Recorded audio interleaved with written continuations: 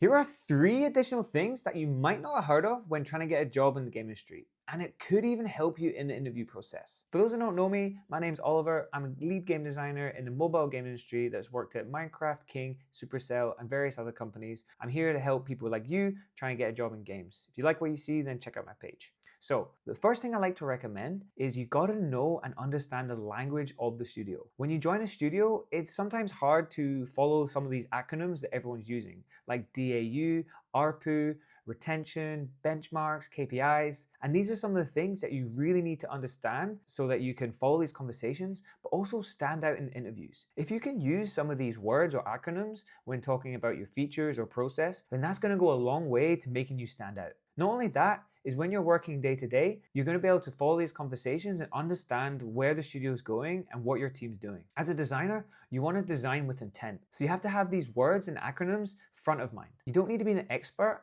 but you just need to understand what success looks like and how to measure it. Tip number 2 is version control. You need to understand and learn version control, like Git, GitHub, Perforce, Fork, all these different tools and processes. Whatever the studio uses, you need to be comfortable with it. You are not just saving files, you're working alongside dozens of people on the same project. Understanding commits, branches, pull requests, and resolving conflicts is essential. This is how teams avoid breaking the game. And trust me, I've broken the game so many times.